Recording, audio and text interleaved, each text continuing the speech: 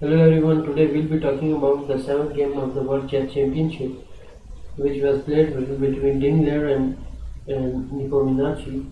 So we just first analyze the game. So the e4 pawn, white played the e4 pawn, black responded with the e6.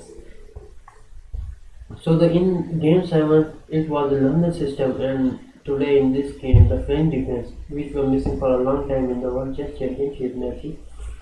So did Liren finally show the best opening for chess players of all time? So the second move after this was played was d4 trying to grab the center and d5 by black trying to in case whites want to exchange the pieces.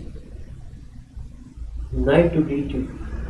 So Nepomniachtchi decided not to test his opponent in the most critical line, instead aiming for a small and safe advantage. So what does the black plays in here? c5. Definitely black best move in this position.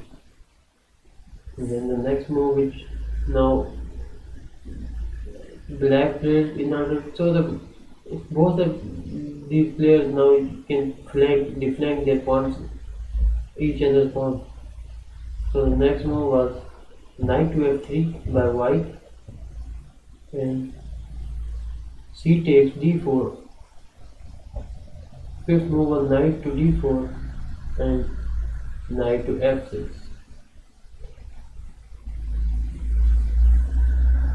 So knight to c6. What if in this state? What if black have played knight to c6? So the knight is to c6 is more popular in this stage instead of knight to f6. But Ding's move has been tried by many strong players, so he could not just go by the books. So he used different move this time. So the white responded with e takes d5 and knight takes d5. So the black is up by one.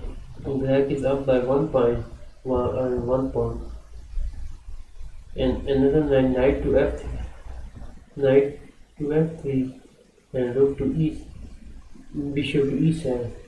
Now the black is ready to castle on the king side. Now white has two strong knights in the center, but white has limited time to develop pieces. So the seventh move was played bishop to c4, and now here white can just simply exchange knight with the bishop, but I don't just generally support this trade. So this is a new move in this position, although there will be a move transposition later on.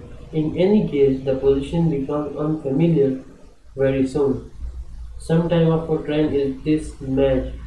Although black now gets 3 pawns in island, black has now after this the white black in just 3 pawn island. He gets the b file and good pieces development in return. So the usually bad French bishop now can develop on b7. So the next move which was played by knight to c6 and white takes the knight. So b takes the c6, the knight at c6, and now white castle on the queen on the longer side and black on the king side. So now queen to e2,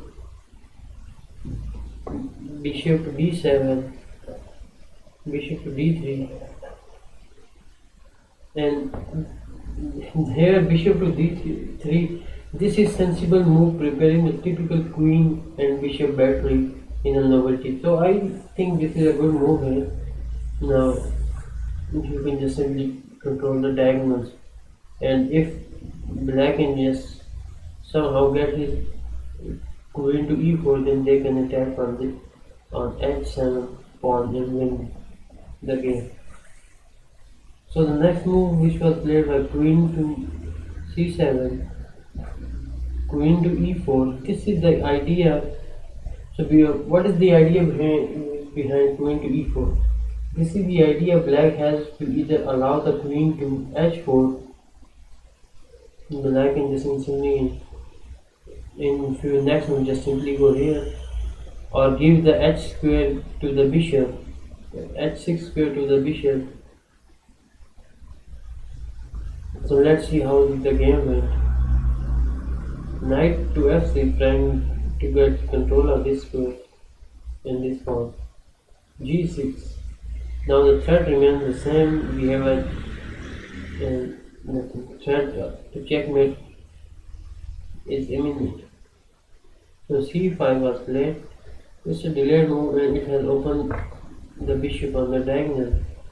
Now the bishop on the diagonal is very strong. So in this is one black just attacks, goes and attacks the queen. White has to just simply protect his queen to b6, and then knight to e5.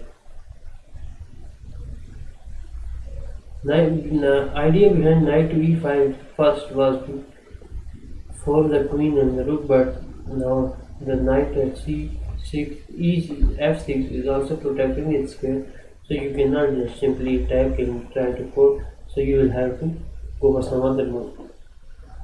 Now the rook to rook from a to d8, and the 17th move is just played rook to e1. It's not clear whether this is the right square for the rook for both of the players, but they went because now with this black white has moved.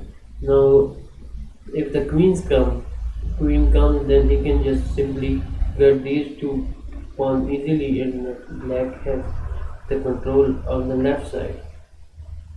So the next move was played g6. This is a very I think g6 is a good move.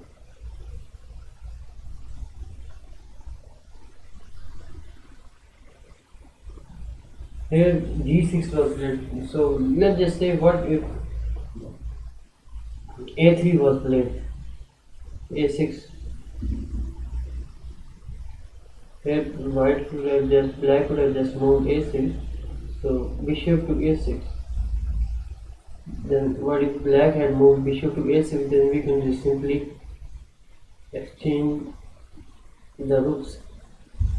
So bishop a6 is a very good move, exchanging white's general bishop. The main point is that after c4, bishop can take at d8. a6 is not dangerous for black, and without the bishop there is no attack. So instead of that, white attacks the bishop by going to bishop to a6, a5 square, and now attacking and actually going to exchange the knight for bishop for the knight.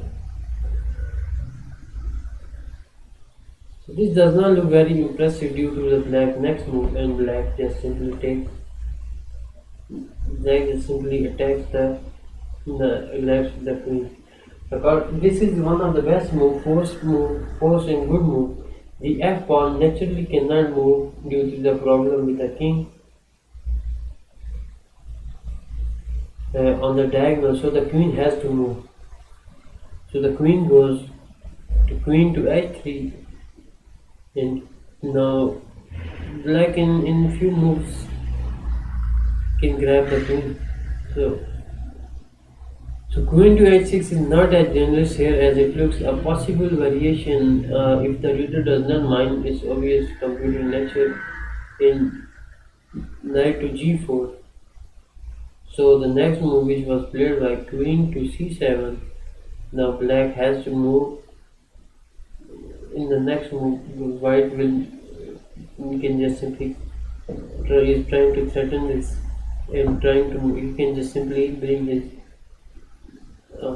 bishop to d6, so in order to attack this pawn at h2.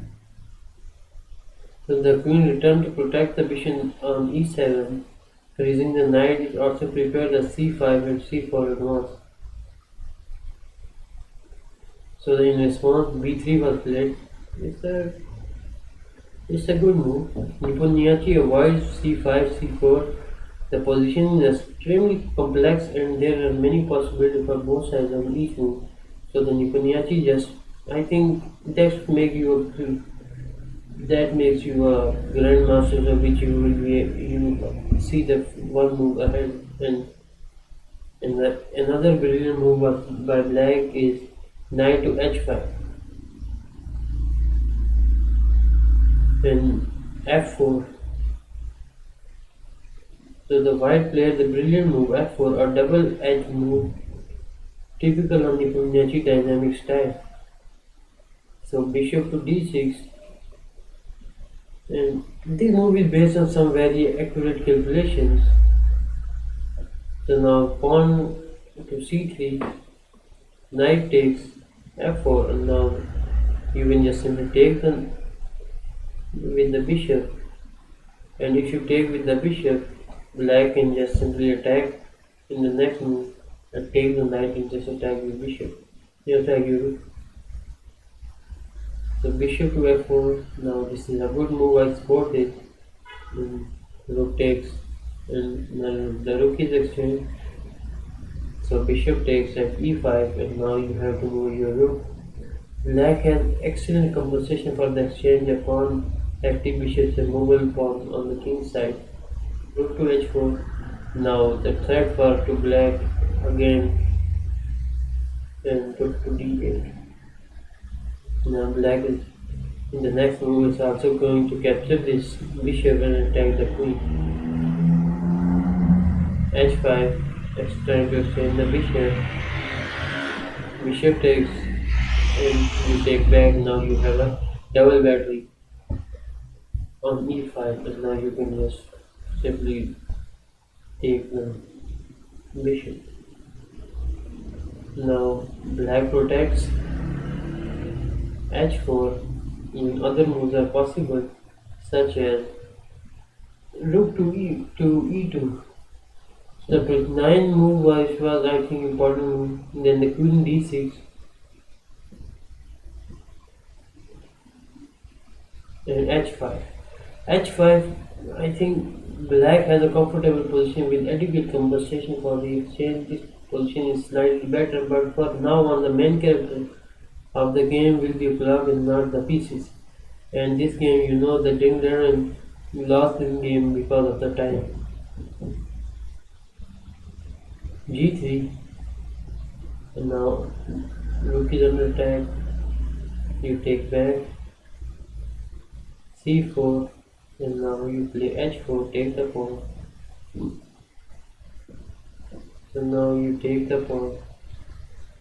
So Ding burned a lot of time on this move at this stage. Maybe it would be wiser to play a simple move like king to g7, but it's always easier to give advice when the game is over. Rook to d2. There's a mistake by the engine. So rook to e2, now trying to exchange. And it's again black makes a mistake. And now rook to d1, king to d1, king to g2, d3, and rook to f2. White king is well protected, and king to g7 by black. Rook to c, f6, double f6. Queen, now the black is looking to exchange with black accepts, and the black takes with the bishop. Rook to f7, king to h6, rook to a6 takes the pawn, and bishop trying to attack the rook. And now if you take my rook, I will take your rook. So this was the game. Here Ding resigned, a heartbreaking loss and another decisive game in one of the bloodiest matches in chess history. So the point might be argued that the level of defense he had poor, and this is the main reason why there are so many decisive games. I agree with this. So this was a tense game where one of the players can crack under pressure, and in the future you learn a lot from this game. So this was the game 7 of the World Chess Championship. I hope you like it, and we will see you in the next video.